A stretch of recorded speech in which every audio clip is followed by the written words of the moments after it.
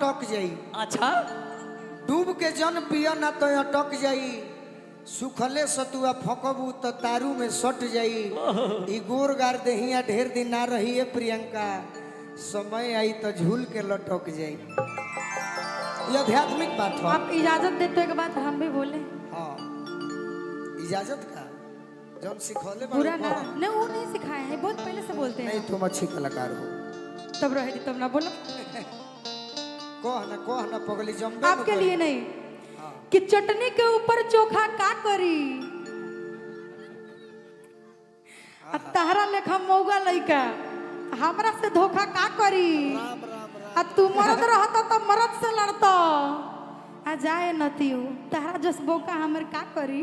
ना सोगल मरो से काहे हमरा के ना कहलू। ना नहीं नहीं काहे ना कहलू। बस ऐसे इज्जत करते हैं। तू जान एक आप भी तो है जिसको हम मानते हैं, वरना किसी के सामने मेरा मुंह बंद नहीं माने होता। लू बाकी जाने लू। कहाई लगे ना इशारा रहे के माने लू बाकी मानी ले फिर दूसरा के गावती है। अच्छा अपन गए तब कोरा धइले ला कोही कोही भौजी की बाट एक नामर मान मौजी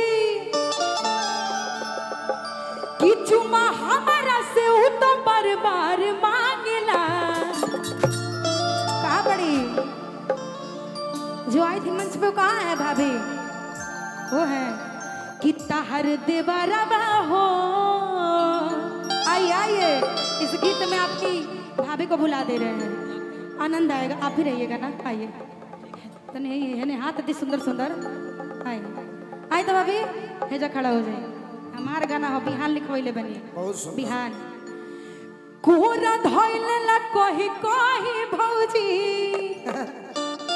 हौसल देखो कि बाटे एक नामर मान मौजी कि चुमा हमारा से ही तो बार-बार मांगला कि तहर देवरवा हो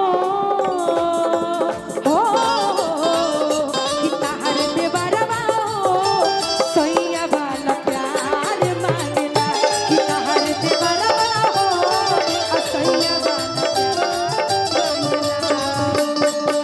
राजा जी मन के मनाई भेंट तो होइए जाई। राजा जी मन के मनाई भेंट तो होइए जाई। चलता पढ़ाई और सगावन जन करवाई जी। चलता पढ़ाई बहरे से बाहर और सकुलिए मिले आई जी।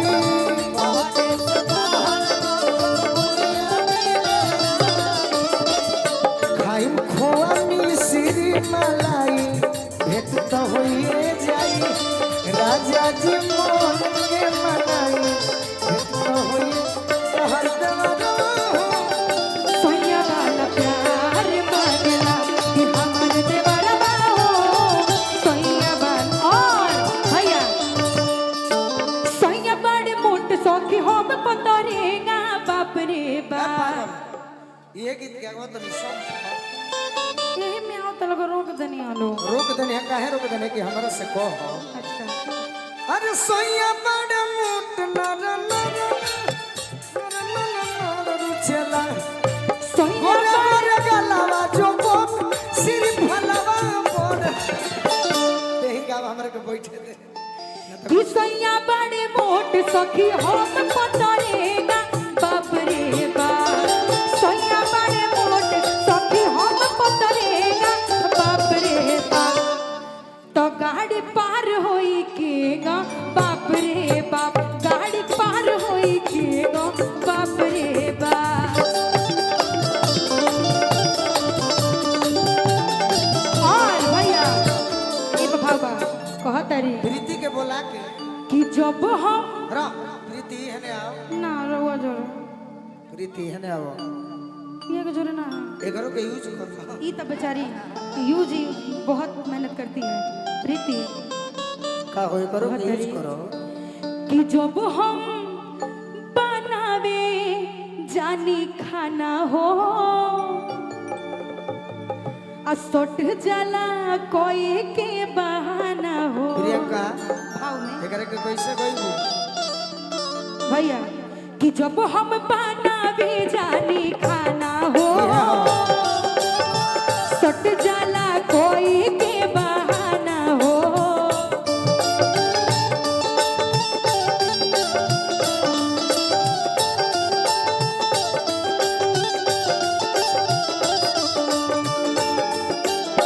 जब हम बनावे जानी खाना हो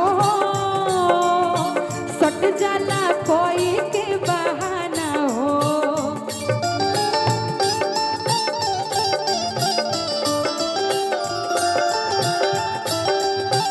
भैया बहुत तारीफ कि चुम्मा हमारा से उतना बार बार मांगिला तो चुम्मा हमारा से अरे होई तो बार बार मांगिला। प्रीति तो हमार देवरवा हो तो हमार देवरवा हो सैया वाला।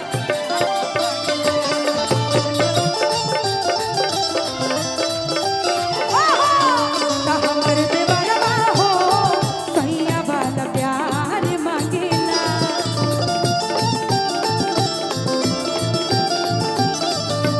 और कैसे कटेगी ये मेरी जवानी बड़ी दुख भरी है ये मेरी कहानी।